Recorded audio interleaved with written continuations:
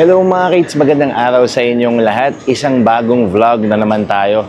Pasensya na, medyo na busy kami sa mga projects lately at mga life events. Pero meron kaming bagong vlog sa inyo. Mainit-init pa. Pinuntahan namin sa may Opus Mall dito sa may Quezon City. I think along E. Rodriguez Jr. Avenue or parang papunta na siyang Libis. Dito sa may Bridgetown, no?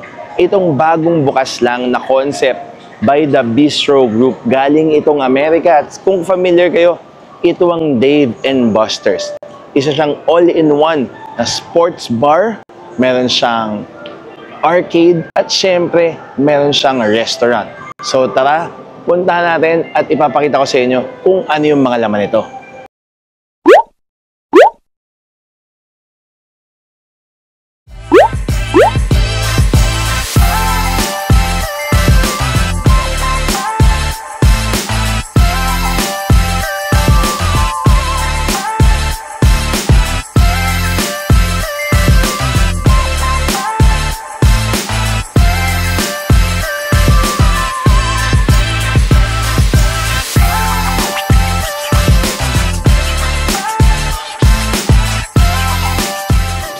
As expected, napakalaki nung lugar. So, pagpasok nyo pa lang or bago kayo pumasok, kita-kita nyo yung signage na talagang pwede kayong maglaro, pwede kayong mag-enjoy, pwede kayong kumain, at pwede kayong manood ng mga paborito nyong sports. So, pagpasok nyo, meron kagad billiards table. So, meron silang billiards hall. Meron din silang parang mga social halls na kung saan pwede kayong mag-darts at maglaro ng iba't ibang klaseng games. Meron din silang VIP room na I believe for parties. Tapos meron silang dalawang malaking function room na pwede rin ipa-reserve. Siyempre, kung may mga parties at events kayo. Yung main dining hall nila, sobrang laki rin mga ka-eats. So talagang sobrang laki niya. Siyempre, as expected, no, galing Amerika siya. So, ano naman, sa States, parang gusto nila yung mga malalaking concept, malalaking lugar. And I think perfect itong pwesto nila dito sa may Opus Mall. Sa 3rd floor sila located. So, pwede kayong kumain, uminom, maglaro, at manood. At dito daw sabi nila, everyone's a winner. So, mamaya after kumain, i-check namin kung ano yung meron sa arcade nila na balita ko, sobrang dami daw mga prizes at grabe daw yung mga games. So, bago yun, sabihin ko pala muna sa inyo kung ano yung laman ng kanilang menu, okay? So, yung menu nila, meron silang mga sampler boards. So, meron silang mga fried chicken, mga calamari, meron silang pizza, mozzarella sticks, sliders. So, yun yung mga laman ng sampler boards na good for 2 to 4. So, meron din silang mga appetizers. Siyempre, di mawawala yung mga nachos, yung mga parang mga pika-pika nila na para sa sports bar talaga. Meron din silang mga flatbreads. So, yun yung mga parang pizza nila na siyempre good for sharing at siyempre kung gusto nyo uminom at mag-hangout with your friends and family. Siyempre, di mawawala. Since American restaurant to, meron din silang mga salads. So, 4 na klase ng salad. Meron din silang mga sandwiches, smash burgers, at syempre yung mga handhelds nga nila, mga sandwiches. So, kung kayo ay kakain dito solo or ayaw nyo makipag-share sa friends and family ninyo, pwede kayong mag-order nun or feeling ko dahil sa laki niya, ma-share nyo rin talaga. Tapos may mga entree sila na surprisingly, meron silang mga Pinoy food. Meron silang crispy pata, meron din silang salpikaw, at iba pa. Meron din silang mga pasta, mga kids. Umorder kami ng chicken parm pasta. Tapos yung iba namin in-order, papakita ko sa inyo mamaya. Pero umorder din kami ng pizza or flatbread with mozzarella sticks. Tapos si Bini parang chicken bites for the kids menu. Tapos umorder din kami ng nachos pero pinatabi lang namin yung aming mga jalapenos on the side. Siyempre, hindi rin mawawala ang dessert. So meron akong nakita sa picture dito. Parang siyang chocolate cake na may marshmallow, which is interesting. Tapos siyempre meron silang kids menu, merong mocktails at merong cocktails. Yan yung mga may expect ninyo dito sa Dave & Buster's. For the price range, ilalagay ko na lang dito sa video na to or maybe sa description. Titingnan natin mamaya kasi medyo di-disclaimer ko na kayo, medyo ano siya, medyo may kamahalan siya pero i-expect na natin sa lugar na galing Amerika, imported yung concept. At syempre yung mga serving sizes dito, malamang may kalakihan din talaga mga ka-eat. So, papakita ko na sa inyo yung pagkain. Kakain na tayo. Hindi ako makapag-vlog sa loob kasi maingay yung sound talaga. So, papakita ko sa inyo at yung commentary natin malamang parang voice over na lang. And then after namin kumain, pupunta tayo dun sa parang pinaka-arcade nila. Tara, pasaw tayo ulit.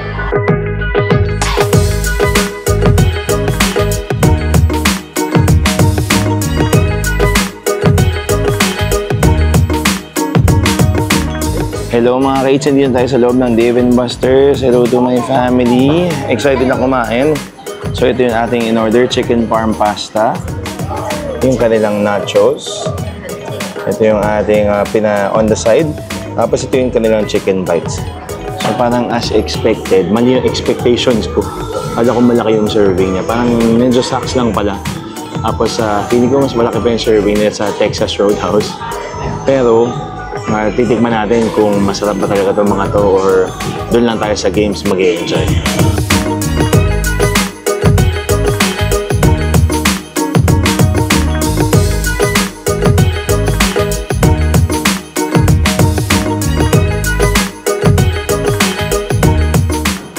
Let's eat!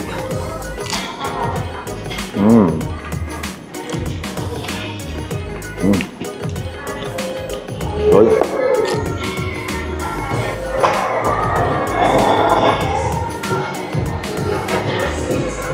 Oh.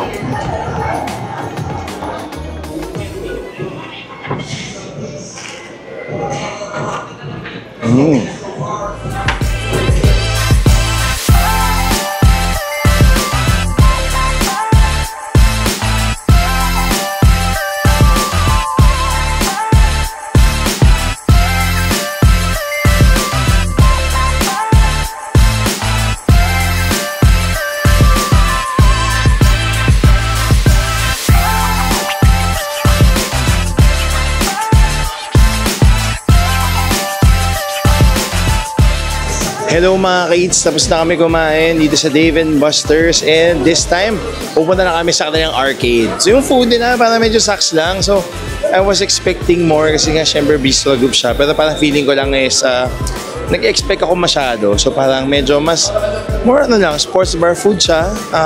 Quality is just right. Yung in-order pa namin na chicken parang medyo matigas. Pero yung iba naman parang okay lang. Pero it's good pero nothing special. So ito na yung kanilang arcade na napakalaki. Tara, pasokin na natin. Bago kayo pumasok mga kaits, ito yung kanilang card. So magkano siya? Ito parang starts at 500. Tapos hanggang 2,000. Tapos pwede kayo magpa-supercharge. So chips is parang yung yung panglaro ninyo. So ito na yung loob. So para siyang basically parang time zone.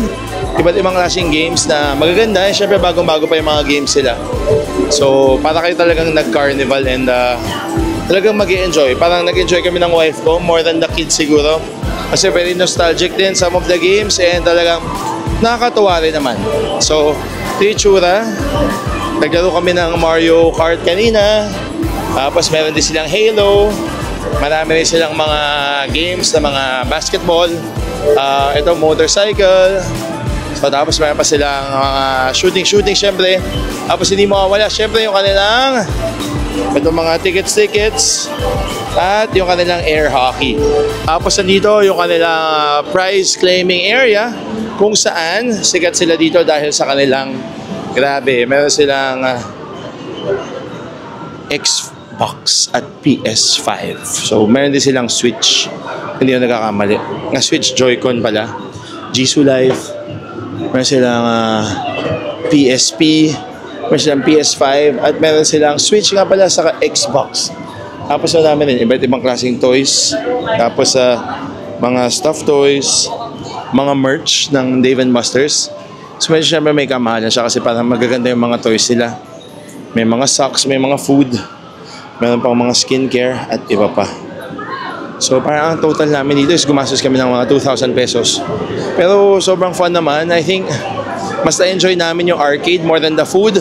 And talaga nga namang siya, pampong pamilya. So kung mas marami kayong budget for the birthdays of your kids or for your very own birthday, subukan niyo dito sa Dave & Buster's.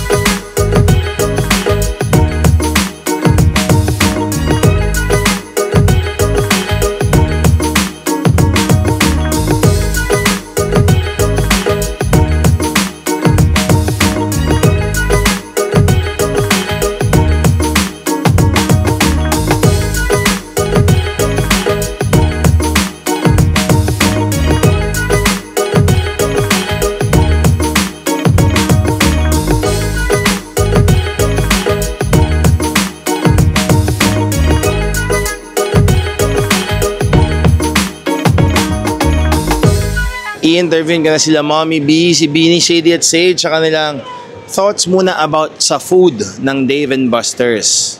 Mommy B, anong experience natin dito sa Dave & Buster's? In terms of food, ang pinaka nagustuhan ko is yung cantina nachos nila.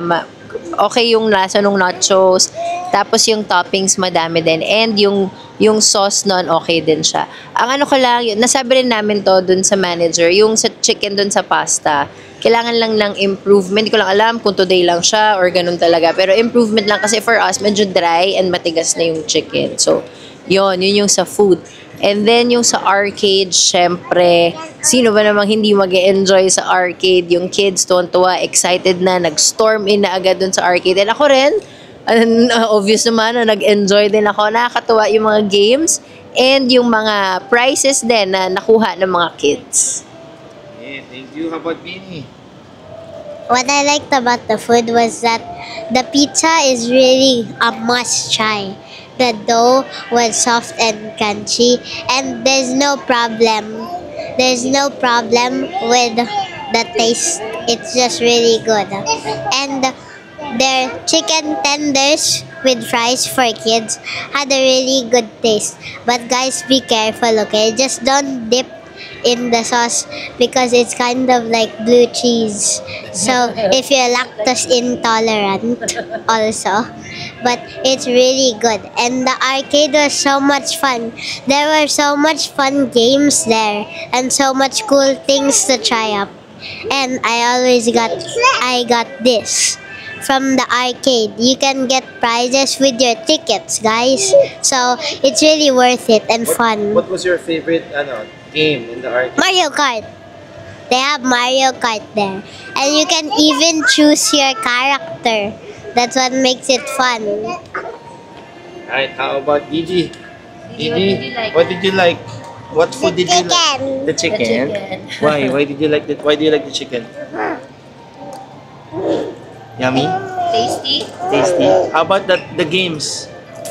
You like the games too? Mario Kart. Mario Kart. Can you please show us what you got as the prize?